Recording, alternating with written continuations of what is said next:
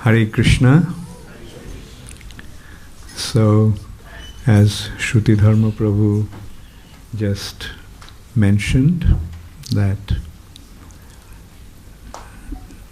what this book is all about, I was very fortunate to come across Srila Prabhupada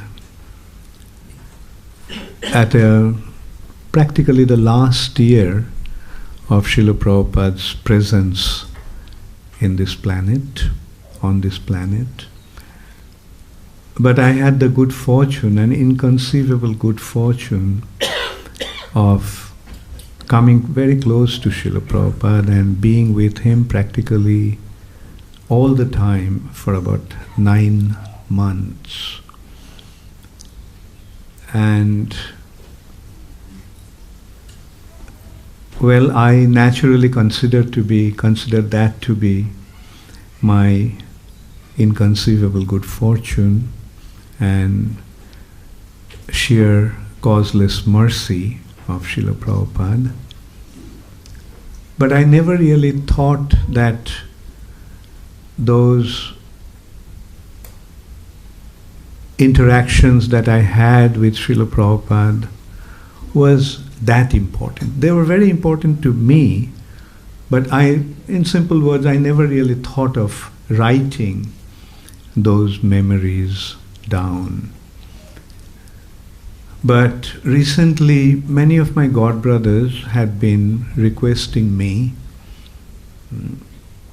to write them, and especially when I started to get a lot of pressure from some of my senior godbrothers. And their point was that the time that you had with Srila Prabhupada is very important and it needs to be recorded and left behind for the posterity. Often I spoke about my memories with Srila Prabhupada, but finally I am just presenting it in a book form. When I started writing, actually my writing started from going back to India from the West, and then how I started to search for a guru in India and the experiences, and then finally meeting with Srila Prabhupada. But when my editor started, he went through that, he requested that I also speak about my own life. And so I did that. Incidentally, the editor is the younger brother of Tamal Krishna Maharaj. How many of you know Tamal Krishna Maharaj? Thank you. So Tamal Krishna Maharaj's younger brother is the head of the Department of English in the Iowa University of Iowa.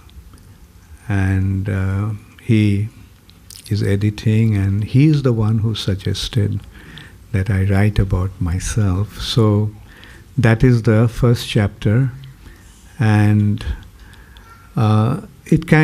this one chapter kind of describes what I had gone through my whole life, and I'll just start off from the beginning, but then I'll go into, in a way I feel bad to speak about myself, because the book is meant to speak about Prabhupada, not myself. And also another consideration is that a sannyasi's past is dead. That life is another person.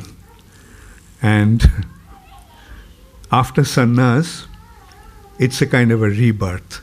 During sannyas, you go through the ceremony This, of course, doesn't happen in ISKCON. Srila Prabhupada didn't really introduce all those elaborate and complicated aspects of these ceremonies. But one ceremony before sannyas is the ceremony of dying. So understanding is that the sannyas life is a new life. Your past life, everything is like, we had so many lives before, but do we care about those lives? So in a way, I also felt that that didn't really matter so much. But since he insisted, that I kind of wrote in a few pages, and I was also requested that I start reading from there. I was thinking of skipping the first chapter and starting from the second chapter, where my spiritual search began. But anyway, I'll just read from that. This first chapter is entitled as On the Road, because at some point I left India and came to the West, and although many of my friends, those who were coming to the West, they were flying, but a friend of mine and I, being inspired by the youth of America at that time, those who are going to the East, going to India, on the overland, we thought of going to the West overland. And that's what we did. That's why this chapter is entitled as On the Road. So anyway, so I started it like, I was inclined towards spiritual life from my childhood. My mother was a pious Hindu who, though she worshipped many gods and goddesses, taught me to have faith in Krishna and Ram, depend on them, and call out to them when I was afraid or sad or distressed. My father was educated, progressive, and westernized, with little spiritual interest. He had found success in the pioneering stages of the Indian film industry, and material prosperity was his main concern. We lived in a prosperous neighborhood in Calcutta, and though motor cars were rare in those days, my father had two. One for local transport and a jeep for outdoor work, such as shooting on location. While his brothers took public transport and wore dhotis and kurtas, traditional Indian wear, he wore three-piece suits and was driven to work by a chauffeur. He was my hero, and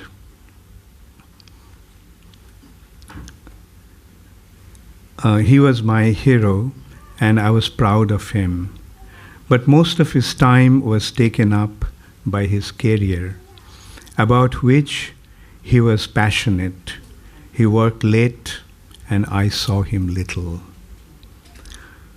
When I was 7, my mother contracted tuberculosis, which was considered to be highly contagious, and as a result of that, we, the children, were sent away.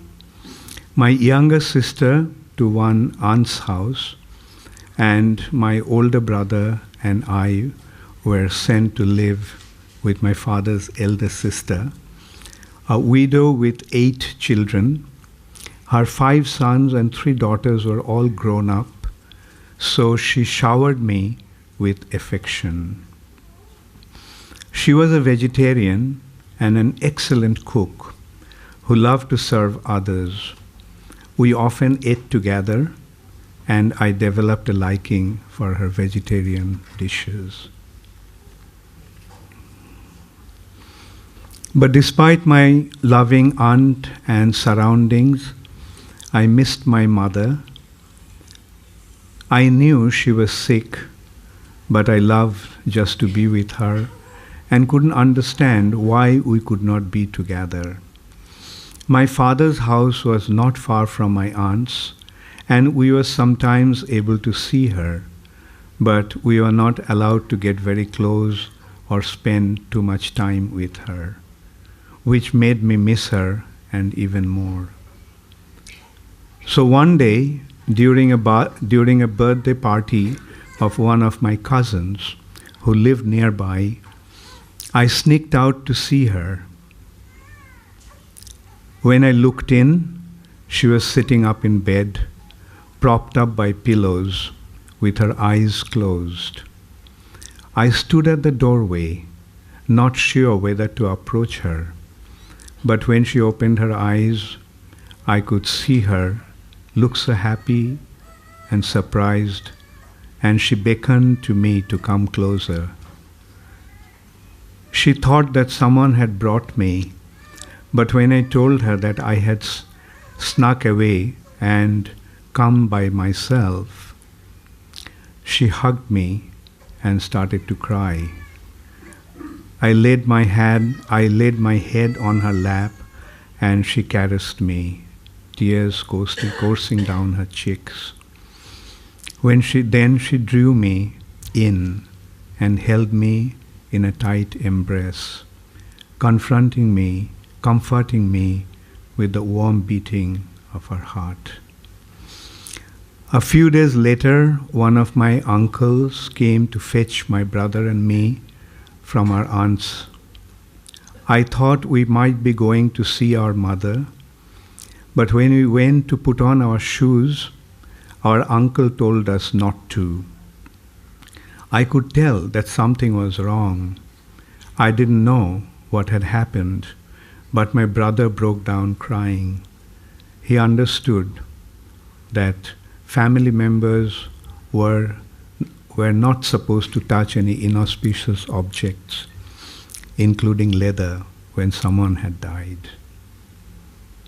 So I was about 8 years old when my mother died, and that kind of broke our family.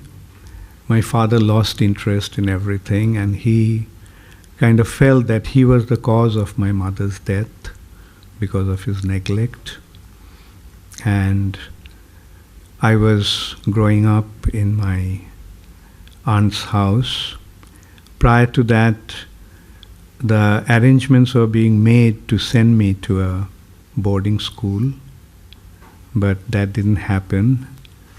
I was sent to a local school, and I lost interest in studies, and I failed. And when I failed, being ashamed, I ran away from home. And so I was traveling in a train, and when I was buying the ticket, the clerk in the counter asked me why I was traveling alone.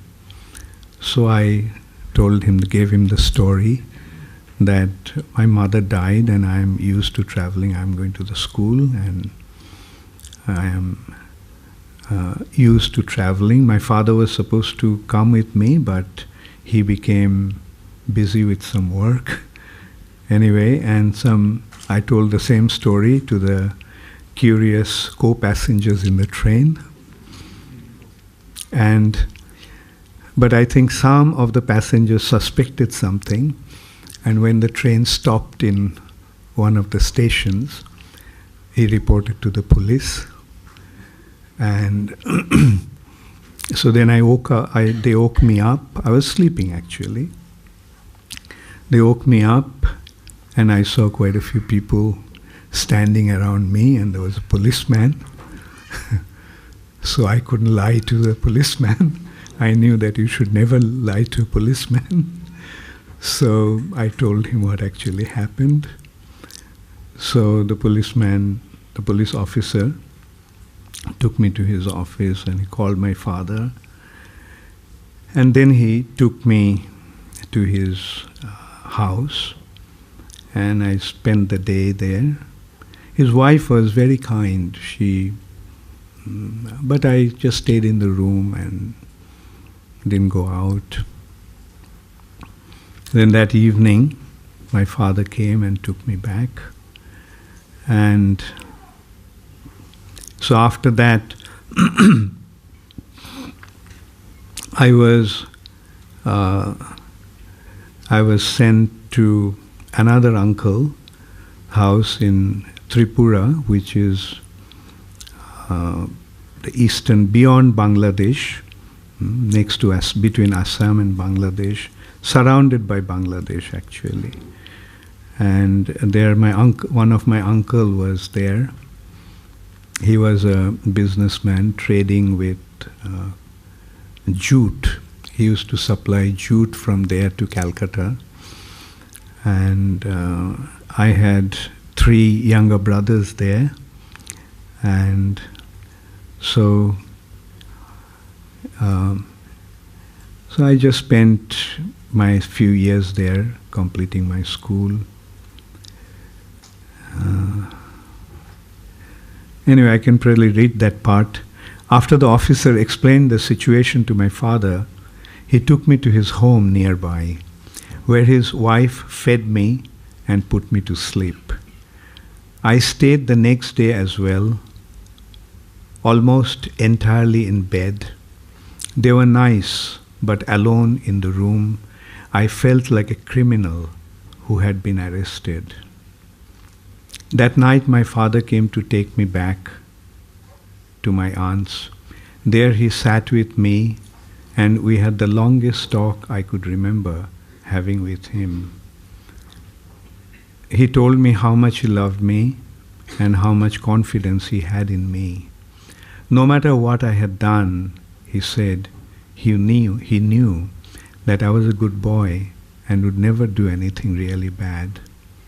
My mother, he had loved me, he assured me. She still did. Then he sat silently as I cried out the agony of separation. So I was sent to a place, a small town called Khwai. Khwai was a quiet little town on the bank of a river, surrounded by mountains. People knew each other and seemed to lead simple, happy lives. Unlike his brothers, my uncle had chosen business over education, and he had become quite successful, supplying jute to the mills in Calcutta.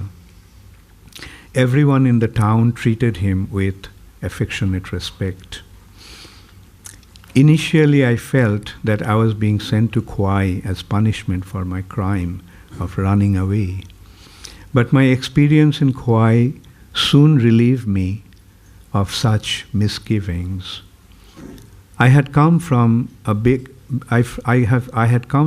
city, and the local people treated me with some admiration. More important, my uncle and aunt accepted me as if I was their son. And I was like a big brother to their 3 small children. My aunt even told me that when for a long time she had not been able to have a child, she had requested my mother to give me to her, and now the Lord had fulfilled her dreams. So I began to settle into this life there. So anyway, that's how I went to that place. My strongest subject was English. Most educated Indians, or at least most those I knew, believed the saying, West is the best. Although Britain's rule had ended in 1947, 2 years after my birth, the culture was still prevalent. As one of my teachers told us, quote, if you want to learn English, you have to read in English, speak in English, think in English, even dream in English. And I worked diligently to follow his instruction. Unlike most of my peers, I was not shy to speak English, and he and I would often spend hours conversing. My favorite instructor, Nirod Babu, had been a freedom fighter who was imprisoned and brutally tortured by the British. I was told that they had damaged a vein that supplied blood to his brain, and that as a result, he had lost his mental stamina. He would often become exhausted and sit in pain, holding his head in his hands. But when he was able to teach, he was brilliant. It was such a contrast. He had been a freedom fighter trying to free India from the British rule and hated the British, but he loved their language. I love literature and was fascinated by authors' wordplay and stories. We read works by not only English authors, but also many Russian and Europeans, such as Tolstoy, Dostoevsky, and Dumas. Their influence was so strong that although I appreciated Indian authors, I naively presumed that their writings had been influenced by their Western predecessors and counterparts. So then after school I went to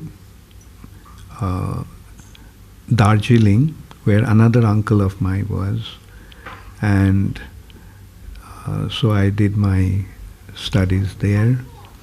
But then I got a scholarship for flying training, and that could have, anyway.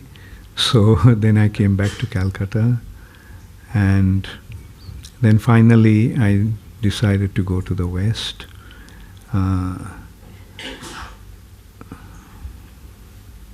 Okay, I can just read some. Those days, many young people from Europe and America were traveling overland to East in search of spiritual life. Like many of our friends, Prashun and I had read and been influenced by Jack Kerouac's On the Road. So we had the idea. Jack Kerouac, I don't know whether you have read, like he was like the counterculture author, and he wrote about being on the road. And so we read the book and we got inspired. So Prashun was a friend of mine, and so him and I decided to go to the West overland. So we had the idea that instead of flying to Europe, we would travel the roads hitchhiking. It would be a challenge, we knew, especially since Pakistan was off limit to Indians. But Prashun suggested that we take a ship to Basra, Iraq, and proceed overland from there. So we took a train to Bombay, spent a few days getting visas for our countries along the way. Iraq, Turkey, Greece, Italy, and Switzerland all required them, and one morning embarked on a cargo ship from Ballet Pier. After a week of stopping in different ports, it finally came to Basra. We heard that there was a Sikh temple in Basra where we could stay for free, and some young local boys showed us the way. We immediately became friends with them, and they said that they would pick us up the next morning and show us around the city. We had not planned to stop for long there, but we had such a good time with our new companions, seeing their college, meeting their friends, and visiting the mosques, old Latin church, and Indian market, that we decided to stay a few more days. In the evenings, we all sat around talking and drinking tea in an open-air cafes known as casinos. There's the Shatil Arab river, and on the bank of the Shatil Arab, they have this open air restaurant sort of, and people used to gather there in the evenings, and there used to be TVs, they would watch TVs, and some would smoke hookah. And anyway, so that's where we all used to end up in the evenings. Known as casinos, though there was no gambling on the banks of the Shatil Arab river. 3 days later, Prashun and I took a bus to the highway on which we would hitchhike to Baghdad. No one would stop though, and it was extremely hot. So after several hours, dejected over the failure of our attempt to hitchhiking across the continent, but also relieved to be out of the scorching sun, we got on a bus. An American traveler in Basra had told us about a French church in Baghdad where one could stay for free. And when he found it, a beautiful cathedral in the middle of the city, we received a warm welcome from a middle-aged French priest. In Baghdad, as in Basra, Prashun and I made friends quickly. We connected with a group of affluent university students who showed us the city and hosted us at restaurants, responding to our expressions in gratitude by saying, "No thanks for duty." Like that was their very common expression. Like when you said thank you, they would respond by saying, "No thanks for duty." They are fun-loving but strict Muslims, so they did not drink or smoke. And we visited them in their homes practically every day, sipping tea from small, fine, gilded glasses in their large villas and beautiful gardens. One of their mothers washed and pressed our clothes for us. And when we got them back, I found that one of my socks, in which I had worn a hole, had been perfectly mended. So, okay, let me just keep reading this part. Even with our friends' warm hospitality, however, I was determined to resume our journey.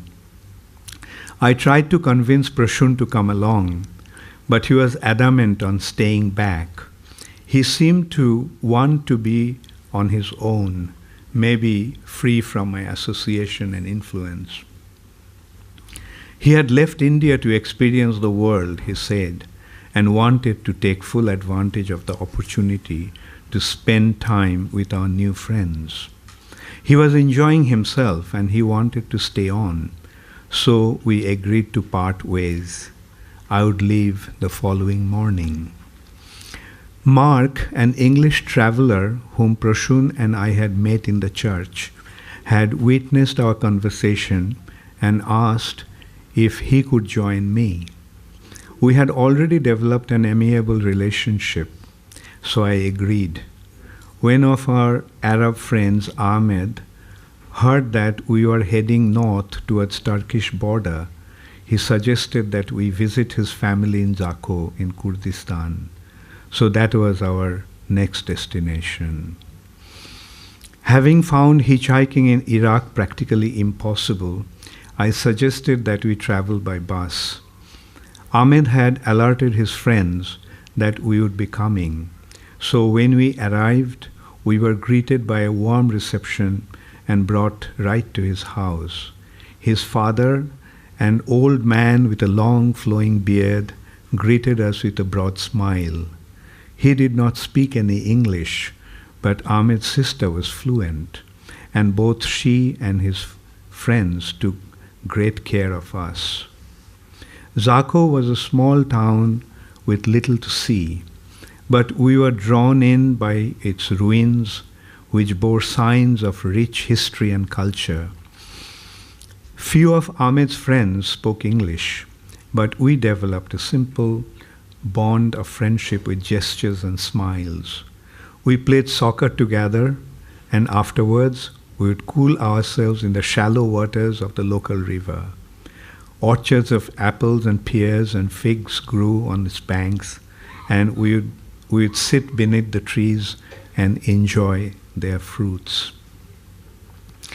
When after 3 days the time came for Mark and me to move on, many of our Zaku acquaintances, even the women, came to their doors to bid us farewell.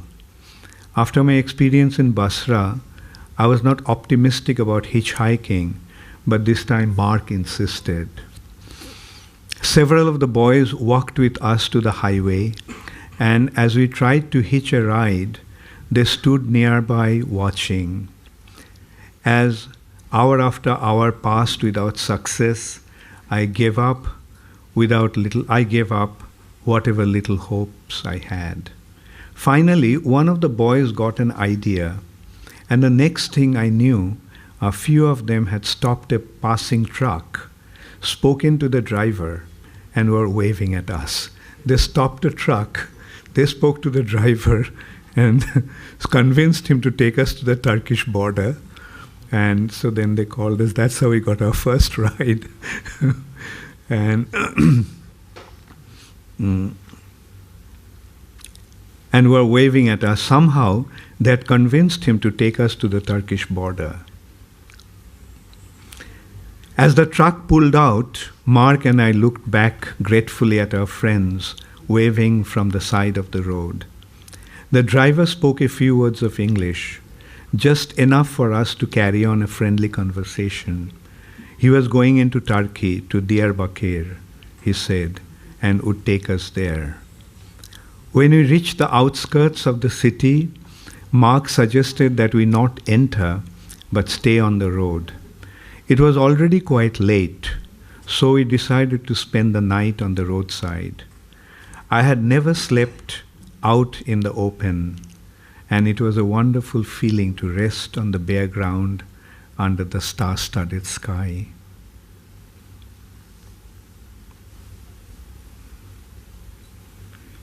Okay, then our plan was to stop in Malatya on our way to Ankara. There were 2 possible routes. On the map, one looked longer and the other shorter and straight. So we decided to take the shorter route.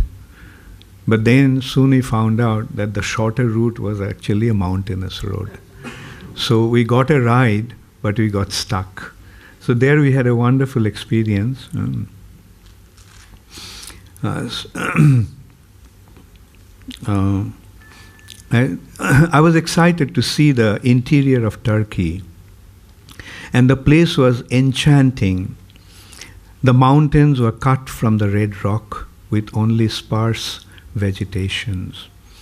A river flowed along the valley below, banked with a stretch of lush green. Clusters of village houses dotted the landscape.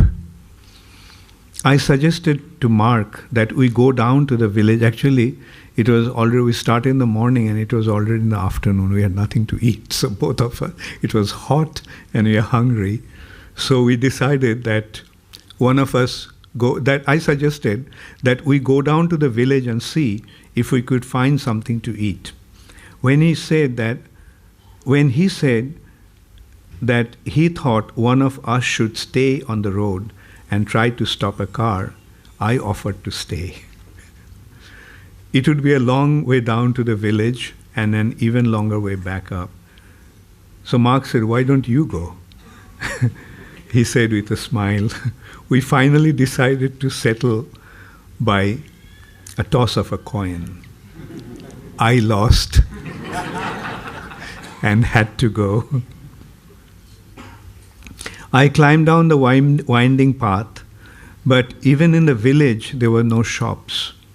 So I walked up to a house and knocked.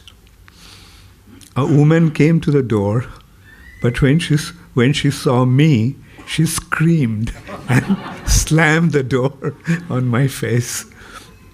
Giving up hope of finding food, I climbed back up to the mountains to the road and told Mark what had happened. We sat for a few more hours under the walnut tree, shading ourselves from the sun, our stomach burning with hunger, and we discussed our mistakes in taking the mountain road and considering going back to the other route. Suddenly, several boys came to view. They silently approached us with two large covered metal plates and placed them before us. When we removed the coverings, we found homemade Turkish bread, raw green vegetables, and large pieces of goat cheese. We thanked the boys profusely and then ate while they sat around us, watching and speaking amongst themselves in a language we couldn't understand.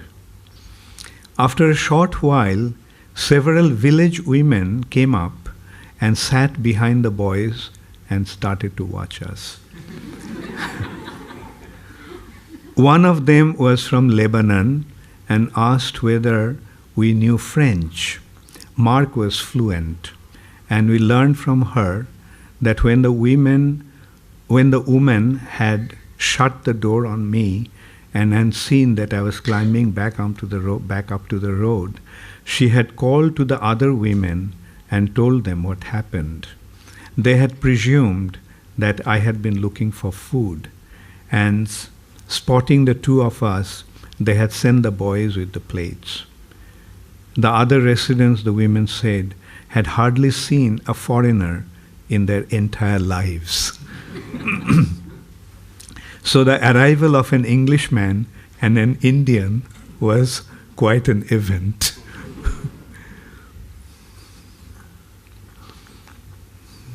So these were a wonderful experience. Okay, then we, near Ankara, we met 3 English boys from York University traveling in an old station wagon, and they picked us up. And we had a ride all the way to Istanbul. Istanbul's Sultan Ahmet, near the Blue Mosque, did not look like Turkey. It was full of young Americans and Europeans. Their alternative hippie lifestyle were new to me, but most were quite broad-minded, and we made many friends. The dormitory-style hotel was so cheap that we could afford to stay for a while, and we made many friends, including a young American, Larry Baker.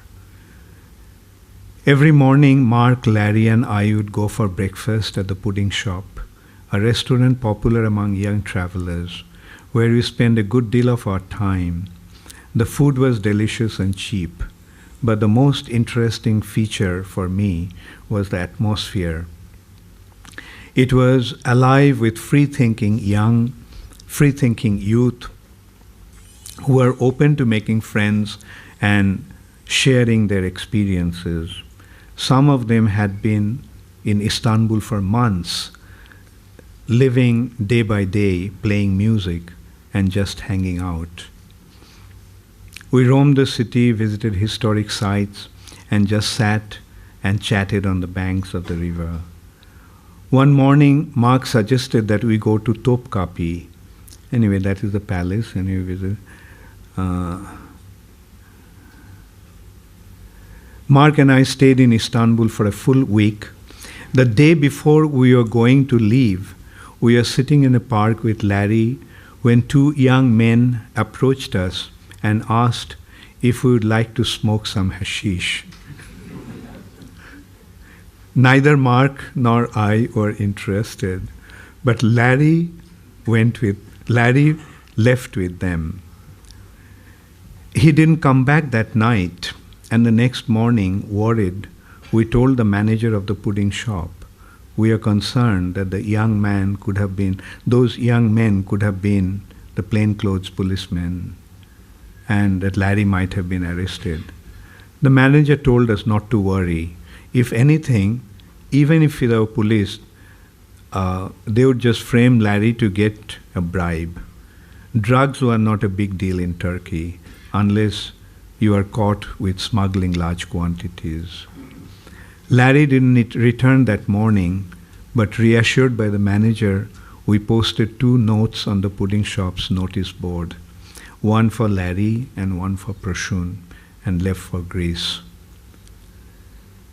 Like many Indian boys, I had been enchanted by Alexander the Great. My brother had told me the story of Alexander and the massive, legendary horse, Bucephalus. No one had been able to tame Bucephalus, but Alexander spoke to it soothingly and turned its head towards the sun so it could not see its shadow, which had been the cause of its distress. When Bucephalus was subdued, Alexander was able to ride it, and the horse served as his mount until it died during his invasion of India.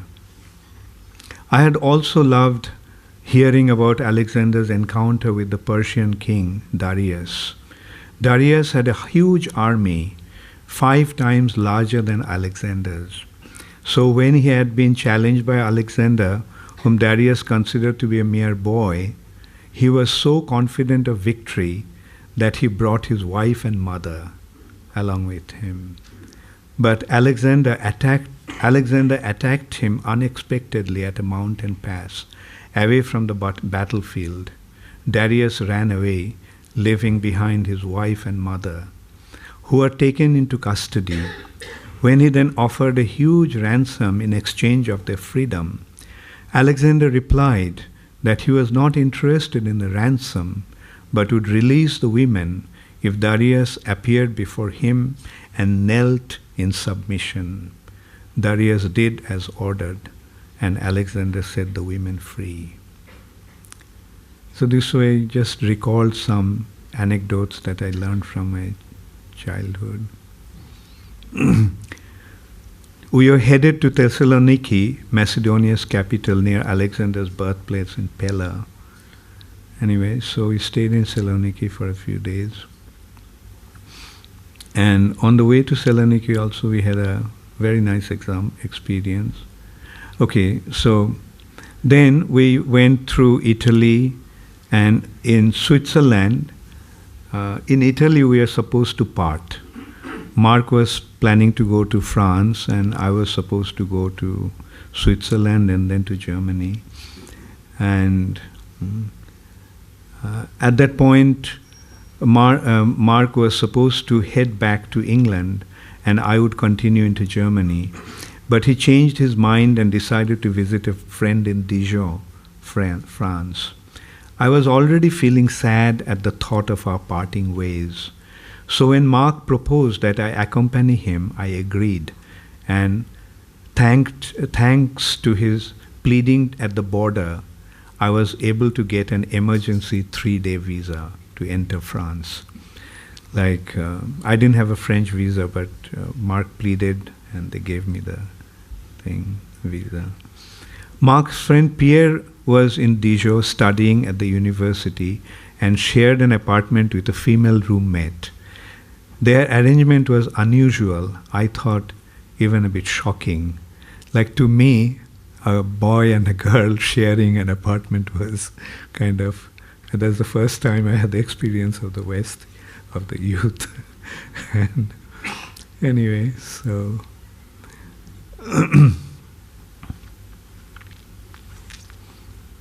so then anyway, I went to Hamburg. One of the first people I befriended in Hamburg was Bill McCabe, an American exchange student from the University of Dayton. In India, I had been a member of the United States Information Service, which had a good library and promoted various aspects of American culture. One of his features was jazz club.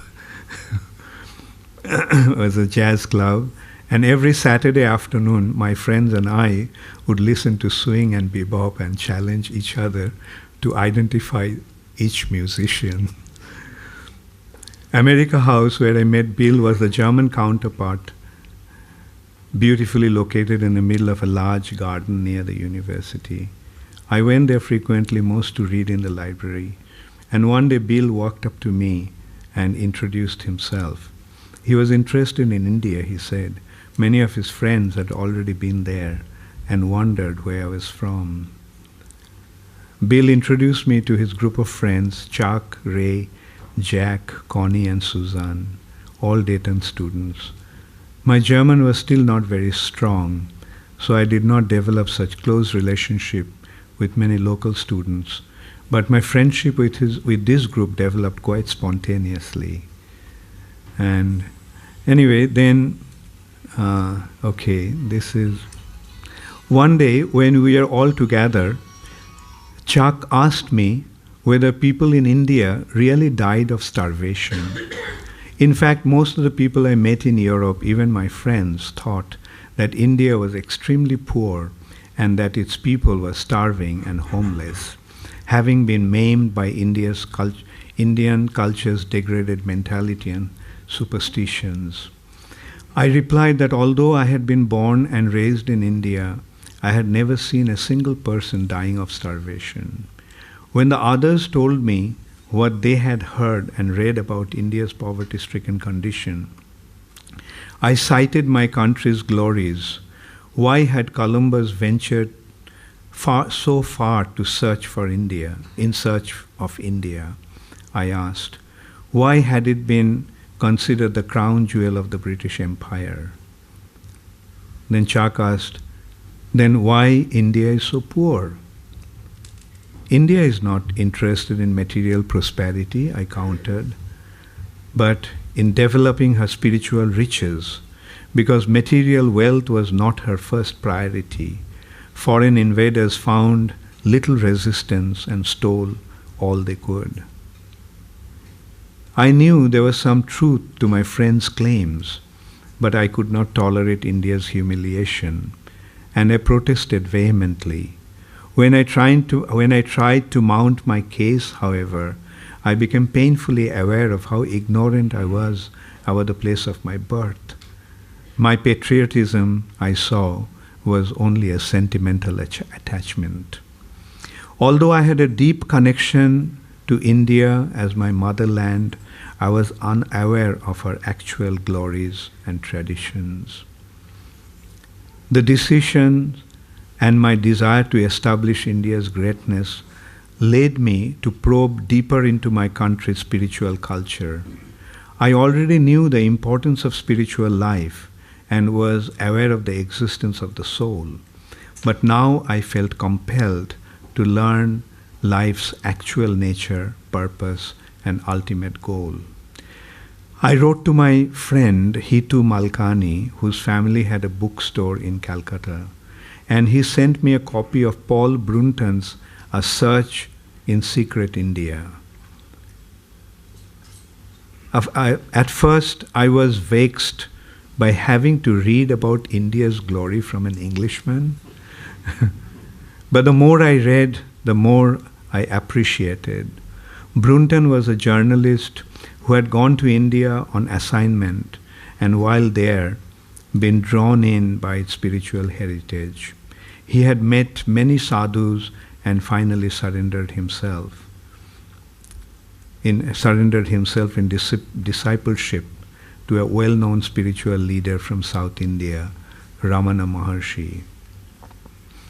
When I asked Malkani for books that described India's spiritual philosophies in greater depth, he sent me a few books by Vivekananda, Patanjali's Yoga Sutra, Dr. Radhakrishnan's Bhagavad Gita, and Paramhamsa Yogananda's Autobiography of a Yogi. Anyway, then, so finally, I decided to go back to India. So, anyway, so now that leads us to the next chapter. When I landed in Delhi, I went straight to Haridwar, one of the holiest places in India, at the foothills of the Himalayas on the bank of the Ganges.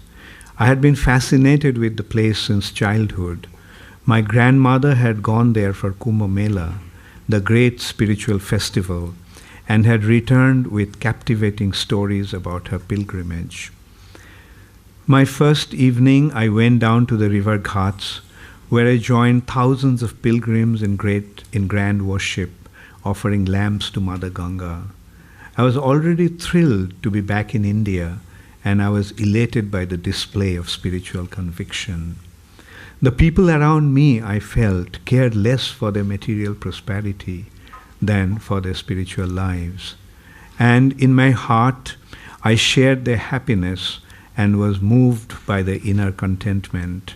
I walked through the crowd without speaking with anyone, just smiling at those around me and receiving their smiles in return. Before dawn the next morning, I went down to the Ganges to bathe. It was cold, and I was shivering even before I entered the water. When I submerged myself, however, my whole body felt rejuvenated, warm and clear and light, as if I could fly, and an incredible joy suffused my entire being. I do not know for how long I stood there half submerged in bliss. When I came back to myself, I sat on the bank and let my thoughts flow with the river's current. Okay, then.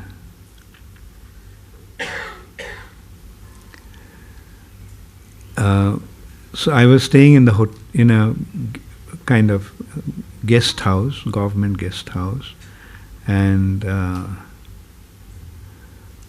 when I returned to the lodge where I was staying, I heard a beautiful recitation of Sanskrit mantras reverberating from the room next door. I just sat there listening to the vibrant, melodious sound. My neighbors, it turned out, were a South Indian family of 4, a man, his wife, and their 2 children. Mr. Subramaniam, a government official, brought his family to holy places of pilgrimage during his vacations. He invited me to their room to talk, and the children, 2 sons, aged 9 and 6, instead listened with great attention, respectful and well-behaved. Through that family, I was able to have another glimpse of the glories of India. Although quite a high-ranking government officer, Mr. Subramaniam wanted only to visit holy places. He had little interest in material achievements, but put a premium on spiritual life and development. Most impressive was the way he was bringing up his children. This, I saw, was an important part of India's spiritual heritage, alive and well in contemporary family life. So from Haridwar, I went upstream to Rishikesh, which was quieter, more natural and less commercial, with many yoga ashrams and spiritual seekers from around the world. Sadhus gathered on the banks of the river, some stark naked, others in just a loincloth. Most were smoking hashish, and some invited me to join them, but I declined. In the West, many of my friends have smoked hashish, and I have seen how stupid they became when they did. With the activities of their brains subdued, the activities of their hearts became prominent, giving them a feeling of ecstasy. So when I saw the sadhus smoking, I knew not to waste my time. They were not for me. So anyway, then from Rishikesh I traveled through the Himalayas to Devaprayag, Alaknanda, Rudraprayag, and finally to Joshimath. I wanted to continue to Badrinath, but winter was approaching and the road had been closed. Considering Joshimath's altitude over 6,000 feet, it was not very cold and I liked the beautiful atmosphere, so I decided to stay. There I actually encountered a very interesting American couple. I'll come to that. In Joshimath, I became friendly with the manager of my guest house, who would entrance me with stories of the area's saintly personalities.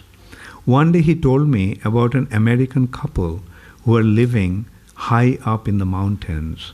They had been there meditating for at least 2 years, only rarely coming down from their retreat. I wanted to meet them, I said, but he told me that they did not meet anyone. If anyone approached, they would chase them away. Still, I insisted they probably would not mind meeting me, since I was a seeker too, and could benefit from their experience.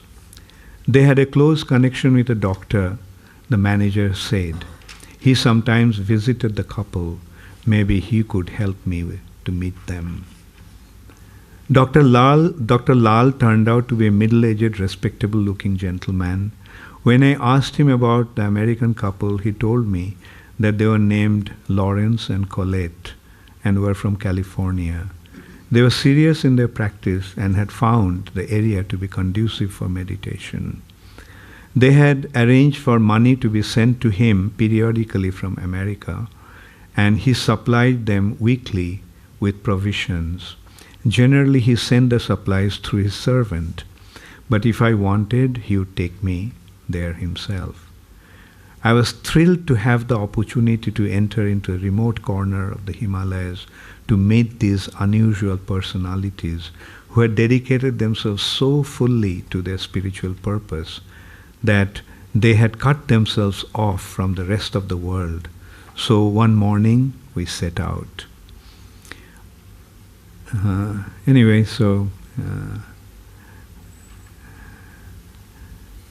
The place was exquisitely beautiful. I could understand why the couple had selected it for their meditation to achieve the goal of life.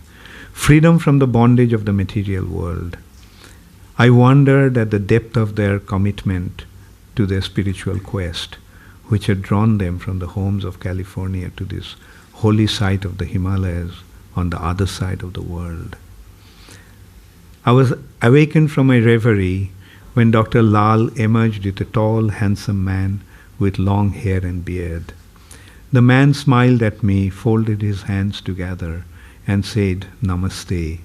He introduced himself as Chidananda, a name I thought that must have been given to him by a spiritual master. I had a wonderful encounter meeting him.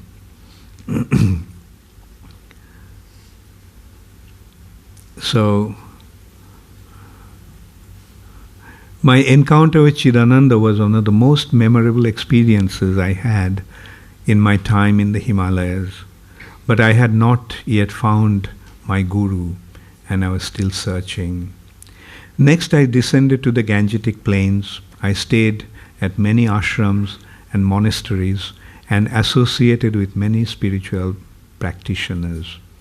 And all of my experiences were unique and educational. But one stood out in its depth. I had known about the female saint Anandamayi from my childhood. One of my aunts was her disciple, and she had told so many fascinating stories about her. So when I came across one of her ashrams on the bank of the Ganges, I decided to stop for a visit. The atmosphere of the ashram was serene, and the residents were friendly. The ashram head, Sarupananda Swami, took a liking to me and treated me with warmth and great care. And we spent a lot of time together. Seeing my sincere search for a guru and inclination towards spiritual life, he considered me to be a ripe candidate for discipleship and decided to take me to Anandamayi, who was in Benares at that time. The Benares ashram was packed with Anandamayi's followers and admirers, but she treated me with special kindness and affection, and spent considerable time answering my questions and offering advice. Every evening she would have a public darshan which hundreds of people would attend. Most of the time she simply sat there in silence, and people were happy just to see her. Senior disciples would speak about her glories and discourse on various spiritual topics. Sometimes there would be a kirtan, congregational chanting, and during the kirtan, Anandamayi would sometimes fall into a trance. Since she would often sit there with her eyes closed, I could not always tell when she was in a trance. But her assembled disciples would make a sound in unison, a kind of howling that sounded strange in such a solemn atmosphere. At first I didn't understand its meaning, but then I found out that it signaled that her trance had begun. I felt a deep respect for Anandamayi and considered her to be an exalted spiritual personality.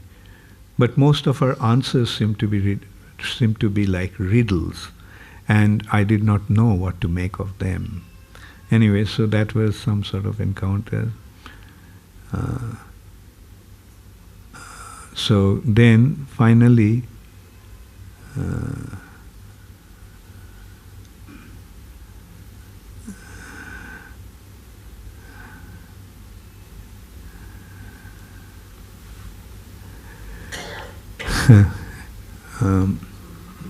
I like Swarupananda Swami, and on top of everything, I had developed a deep appreciation for Anandamayi. Finally, I decided to join. I almost joined that ashram. So one evening, Swarupananda Swami took me to see Anandamayi in her room. When he raised the topic of my joining the ashram, joining the ashram, she looked at me, smiled affectionately, and declared, "He is not meant for this ashram. He belongs somewhere else." And then she said something I just don't want to mention anyway.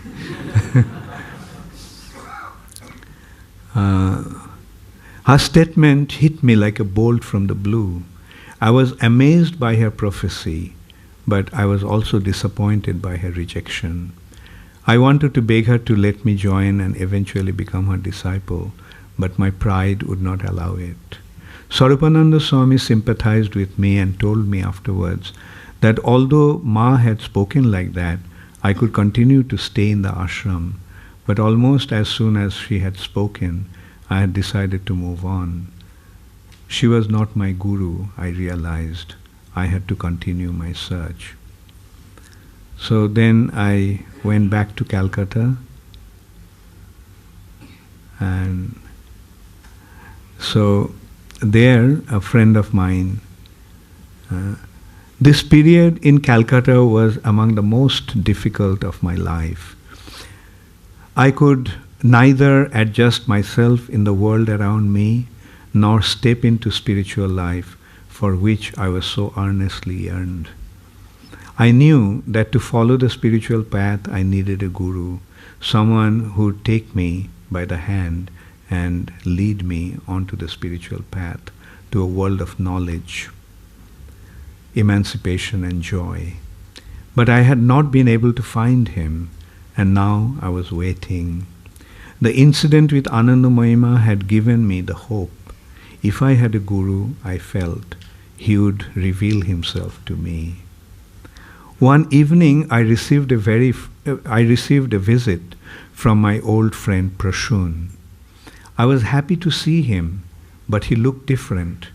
The Prashun I remembered had long hair and dressed in Western clothes, but now his head was shaven and he wore a dhoti and kurta. I knew that in Germany he had become a devotee of Krishna in the International Society for Krishna Consciousness. So his change of appearance didn't shock me, but the glow from his face was striking. His whole demeanor radiated peace and tranquility. So then this is the Prashun came, and I saw the change in him. And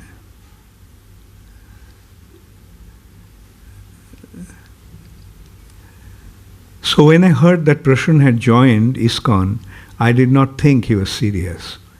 Seeing how he looked When he came to see me, however, how effulgent he looked, I had to revise my impression. "Are you really serious about your involvement?" I asked him. He answered with a gentle smile, "Yes." He told me how he had joined ISKCON in Berlin after reading a book by its founder Acharya A.C. Bhaktivedanta Swami Prabhupada, Sri Ishopanishad. Now he had returned to help Krishna consciousness movement in India and was serving as the vice president of the temple in New Delhi. He invited me to go to Delhi, but I remained non-committal. He did not try to persuade me or preach to me, but just spoke and enjoyed each other's association. I was impressed with the life Prashun was leading, abstaining from meat eating, intoxication, illicit sex and gambling. But what impressed me the most was his love and respect for Srila Prabhupada. When Prashun spoke about him, his eyes lit up and his face radiated with joy. I thought his attachment might be merely sentimental, but I was impressed nonetheless. So then Prashun actually took me to their temple and I met the devotees. And there, one day I got the nectar of devotion.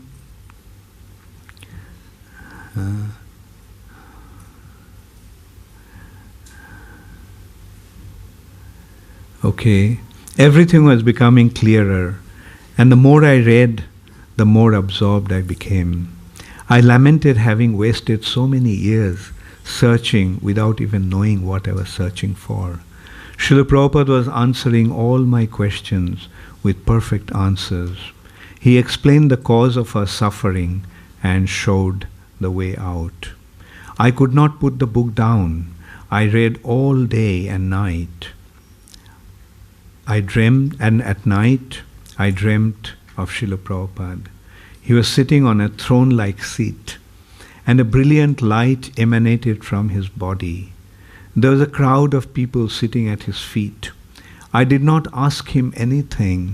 I simply offered my obeisances and said, "I surrender myself completely at your lotus feet. Please accept me and guide me." When I woke, my heart beaming with wonderful feeling of fulfillment, I had found my spiritual master. So this is, and then I went to Mayapur, and so that so the devotees were very friendly and invited me to stay there, and they were all requesting me to stay there and become a devotee, or at least give it a try. And